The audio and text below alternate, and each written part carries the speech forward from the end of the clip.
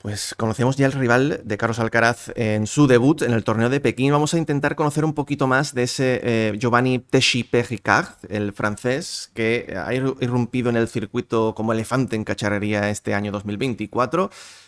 Magic, ¿tú crees que Carlos tiene motivos para preocuparse, por lo menos un poquito, en este debut en Pekín? Tiene motivos para tenerle respeto a un jugador cuyo estilo de tenis para una primera ronda siempre es incómodo y al final no le va a dar a Carlos el ritmo, el juego de fondo, ¿no?, que él quiere para afinar un poco la puntería de cara al torneo de Pekín. Pero al final es un jugador que no es ni mucho menos lo completo que es Carlitos Alcaraz. Es una buena piedra de toque, porque va a testear desde el minuto uno, José, la concentración de Alcaraz, la capacidad de Carlitos de no marcharse de los partidos por momentos y de estar ahí desde el primer minuto hasta el último. Así que una primera ronda muy interesante, motivos para tener respeto, pero si Carlos está a su nivel, hombre, preocuparse solamente ante los 4 mejores del mundo. Verdad que el año pasado la gira de Pekín fue una gira un poco. La gira de Pekín, la gira asiática fue un poco extraña para Carlos. La inició muy bien, con 3 muy buenos partidos en Pekín. Luego se vino un poquito abajo. A partir de ahí ya fue en caída libre.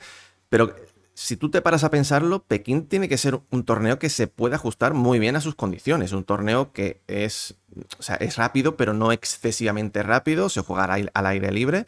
Por lo Sí. tanto, no hay nada que te diga que no pueda ajustarse bien al tenis de Carlitos, que va a ser muy favorito frente a este jugador, que, como decimos, es un jugador que quizás dentro de un par de años tenga ya muchas más armas por las cuales te puedas empezar a preocupar, como es, por ejemplo, Ben Shelton a día de hoy, jugador que ha tenido en este año su primera temporada donde ha empezado a acumular buenos resultados, empieza a subir en el ranking, tiene un saque muy bueno. Si te paras a pensar de los jóvenes, Shelton y él son los que quizás apuntan a tener el mejor servicio. ¿Cuál de los dos puede ser más mortífero? Eso al final del tiempo lo dirá. Pero tiene una muy buena mecánica, la altura, la mano, es muy veloz. Aparte, conecta muy bien las líneas. Es un jugador, como digo, que con ese servicio te da muy poco ritmo. Solo que si tú, con la experiencia que tienes, Carlos, no tú, sino a Carlos Alcaraz me refiero, con la experiencia que ya tiene, frenando ese arma, más allá de eso, Perricard no tiene tantas variantes como tiene Carlos en este caso, ¿no? Sí, es curioso porque Perricard y Carlos se llevan apenas 2 meses de diferencia. Los dos son generación 2003. Lo que pasa que, bueno, uno surgió en el circuito mucho antes que el otro, ¿no? Perricard, que este año ha explotado, empezó la temporada ganando Challengers, a mitad de la misma ya tenía su primer título ATP, que curiosamente lo ganó en tierra batida. Esto sorprendió un poco a todos, lo ganó en Lyon en casa y luego en Wimbledon, ¿no? Yo creo que se destapó también un poquito para el público más mediático, llegando a la segunda semana, conectando 30-46 por partido y engrosando sus cuentas, ¿no? Un tipo peligrosísimo desde el servicio, pero que, como tú dices, ¿no?, desde el fondo de la pista todavía le queda mucho por aprender a nivel de juego de pies, a nivel de encontrar cierta tolerancia en los intercambios. Es un tenista que, además, yo creo que le está pasando algo que le pasa a muchos, ¿no? Y es que quizás no se esperaba a estas alturas de la temporada haber entrado tan rápido, tan de lleno en el circuito ATP, y se le puede estar haciendo el año un poquito largo a Perricard.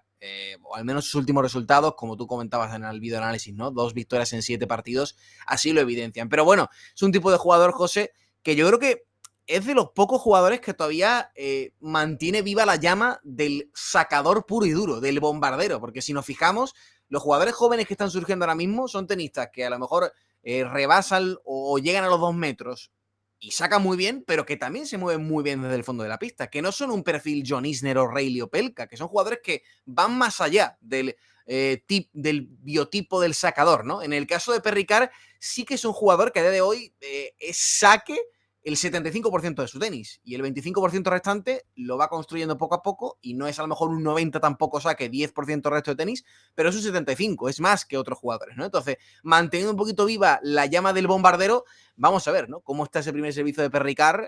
La semana pasada en Chengdu, pues perdió en su segundo partido, pero en el primero conectó 34 saques directos. Algo así va a necesitar si quiere ganar la Carlitos. En cuanto a las claves, ya habiendo conocido un poquito más al francés, para Perricard la primera clave tiene que ser un alto porcentaje de primeros, que es lo que puede llevarle a que el set se decida quizás en 5-5-6-6, y ahí ya pues un poco que se iguale la cosa, pero si no conecta más, yo te diría, incluso un 75% de primeros lo va a tener muy difícil ante un Carlos que está restando muy bien.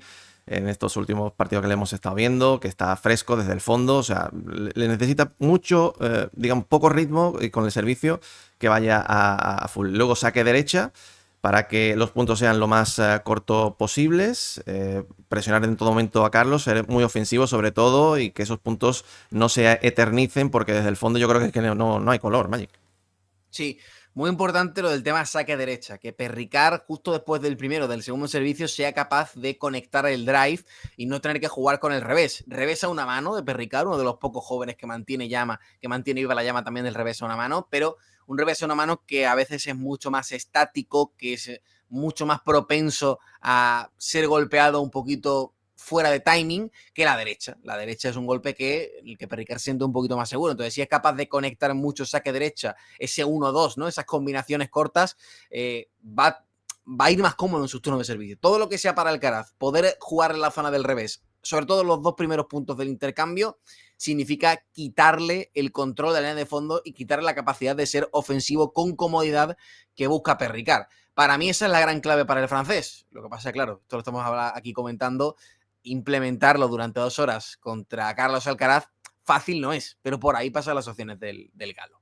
Hablando concretamente de Carlitos, como digo, pues un torneo que le puede servir como trampolín, ¿no? Para ese final de temporada que él ansía poder hacerlo por primera vez en 2 años, pues bien, que termine el año con buenas sensaciones, algo que no ha ocurrido los 2 años anteriores.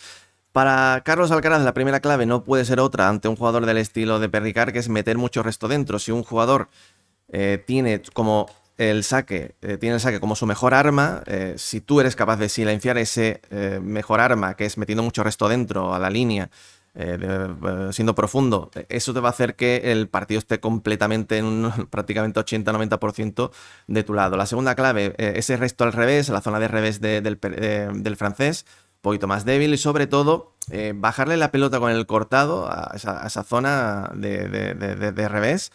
Alargando los puntos desde el fondo de pista, haciendo que corra, sobre todo el francés, haciendo que se sienta incómodo, llevando el partido un poquito a su terreno, meterse, ¿por qué no?, dentro de pista. Al final, con esas claves, sobre todo con la primera, si la primera la lleva a puerto, las demás yo creo que van a ir llegando con el paso del tiempo. Lo va a tener más sencillo Carlos en ese caso. Sí, sacarle un poquito de la zona de confort a Perricard, ¿no? Alargar los puntos, bajar la pelota. Al final Perricard es un tenista que mueve mucha maquinaria, por así decirlo, relativamente corpulento, mucha altura, le cuesta un poquito esas bolas bajas, ¿no? Si Carlos, por ejemplo, Carlos tiene muy bien el bloquear el resto, lo hace bastante bien dentro de lo que cabe, bajarle un poquito abajo la bola, buen día para poner también en temperatura el revés cortado, que yo creo que jugar con el cortado cruzado a Perricard esas bolas bajas al revés le cuesta muchísimo, o sea que es una buena opción, una buena táctica dentro de los intercambios. Y todo lo que sea además, José, hacerle jugar desde el fondo de la pista va a permitir a Carlos tomar a él temperatura desde el fondo y poder conectar más derechas, conectar más reveses y poner un poquito a tono sus piezas, sus armas de cara a lo que queda de Pekín y de cara a esa gira asiática, que es muy interesante, José, el desafío que se plantea Alcaraz, el acicate de la revancha contra Sinner tras esa mala actitud quizás del año pasado, pues está ahí de cara a una posible final. Pero antes de llegar a ese posible duelo por el título contra el italiano, quedan varios escollos. El primero es Perricard, Carlos es favorito, así que plena confianza con el murciano. Vamos ya con las predicciones. ¿Qué porcentaje le darías tú al francés para este encuentro? Bueno, yo te digo 70-30 para Alcaraz.